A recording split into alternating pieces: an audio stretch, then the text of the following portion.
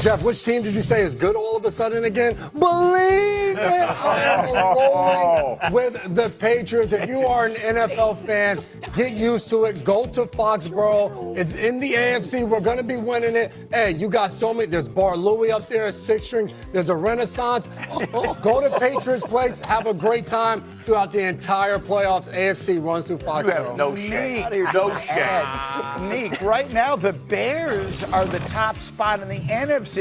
So if I said they're going to wind up the 1 seed, believe it or not. Well, I'm not. Don't make reservations in Chicago. I don't know these places. Gibson's, Hugo's, keep going. Yeah, I got you don't have need a Bar Louie. Yeah, you don't need to have a hot dog from up there or whatever. Wiener Circle, they're free today. Go ahead. This team has been really successful so far, but I think the coach himself will point out that they have some limitations in the passing game. The defense has been living on turnovers. They have a 17 plus 17 turnover differential. That'll balance out the rest of the way. I think they'll lose a couple, but they're definitely getting the playoffs. And then, Jeff, let's get to our favorite. The Cowboys will make the playoffs, believe it or not. Believe it!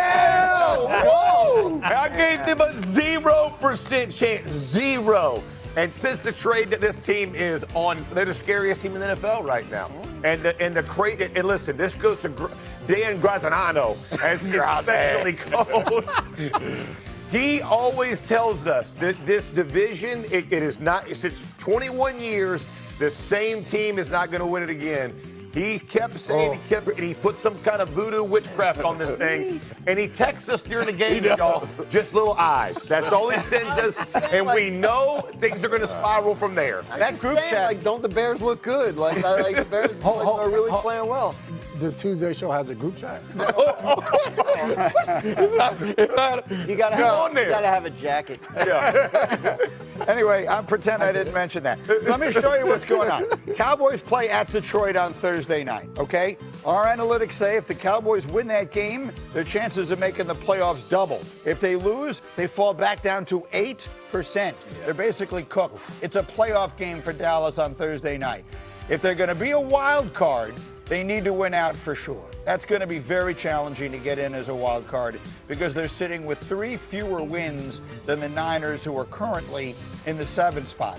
But in the NFC East, if the Cowboys keep on winning and the Eagles start to fall a little bit, that could be the path. And so we start looking ahead to Thursday night's game, which again is a monster one. And let's start with the injury piece of this. Amon-Ra St. Brown, that's a team that's already without its tight end, Sam Laporta. Are they going to be without Amon-Ra St. Brown? He did not practice yesterday. He's got a sprained ankle that he suffered in last Thursday's game. So while it is a full week, it's still a tight turnaround 1 week to the next to try and get back for it. Look, everything you hear on this guy, his toughness, he's played through stuff back on IR. Terrion Arnold yesterday. So, yeah, they're falling apart. I watched what Jordan Love did to that defense on Thursday. Yes. And I'm thinking to myself, Pickens and Lamb in a game where weather isn't going to be a factor. There's not going to be, it's guaranteed to be no wind, guaranteed to be no precipitation. And Cowboys could be very tough to see. I think this is a good matchup for the Cowboys, especially at this time. The offensive line for the Lions isn't the same as it was before, and this defensive line for the Cowboys is playing incredibly well. You put on top of those receivers that Dak doesn't seem to be making very many mistakes right now. And you attack down the field to guys like Pickens. That man is incredible. Every time you get the ball to him, he's outstanding. Well, I got 2 corners sitting here, so let's just have a momentary serious conversation if we can. You got George Pickens on one side, you got CD Lamb on the other. What are you going to do? And it's tough because you just mentioned Terrion Arnold going to IR. The Lions play man. Like, that's what they pride themselves on, being able to get up in your face and win. We watched the Chiefs do that this past Thursday. They got up in the face. They put McDuffie on Lamb. They had Watson out there. You just can't do it. You can't go out there and to answer your question, Greeny, blitz. Like, all-out blitz. You got to go, and then you have a situation where if you miss the tackle when they force a quick pass, then you're in a tough situation. But I'd feel much more comfortable knowing that you're going to get pressure on the quarterback than saying, like, hey, play man up. with Pickens all game. No thanks. Let me say this too, because we talking about like the what makes the Cowboys so different is their run defense. I think the part that we talked about that's always kind of been their Achilles heel like the last 3 or 4 years. since the Williams and the Logan and Overshown is back, the difference of them inside, it literally forces you to either try to run outside or throw the football, and they're playing into into what their strength is right now. I can tell you this: I would have never believed a turnaround this significant could occur this fast. And what Eberflus and they have done in Cowboy land on the defensive side of the ball makes for tough sledding for what the Detroit Lions want to do. It's an influx of improved personnel, not just the trade deadline acquisitions, but also the guys that got healthier. You mentioned Overshown, the rookie corner, Revel, he's played well. Trevon Diggs, I think, is coming back either this week or next. So they're getting healthier on that side of the ball. The offense has been elite all year. The vibes around that team are good. Brian Schottenheimer has done an outstanding job of setting the right tone in that building, keeping them all together. Yeah. They are emboldened by the knowledge that the Eagles cannot possibly win the division because they won it last year. So if they win this game Thursday, my goodness, it's all systems go. Give me a few betting thoughts on this one, Mr. Fortenbaugh. Point spread was Detroit minus the play on the road on a Thursday. They get a full week to get ready. They don't have to turn around in 4 days' time. Yeah. It's a big spot for them here. Big spot. How about Dak for MVP? That's another thing that I've heard. Imaginable tragedy and the way that Brian Schottenheimer has navigated through it. That all of a sudden his name is coming up a little bit in some Coach of the Year conversation, and Dak's name is coming up in the MVP conversation. May is your favorite, Stafford second, and then there's a drop off to Prescott, who's sitting around 15-1. The key for Prescott, and when we're handicapping this award, it's not just about the wins and the stats, it's about the voters. You got to get inside the mind of the voters. A lot of times they don't want to give you the third straight MVP, like with Nikola Jokic and Joel Embiid. You got to factor this stuff in.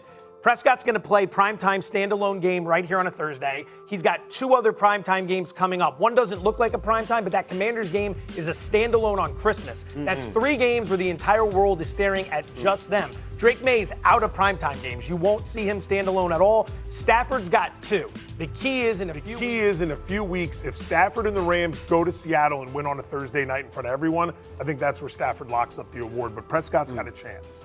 I mean, Dak is playing that level of ball. Sure. And here's how I can tell.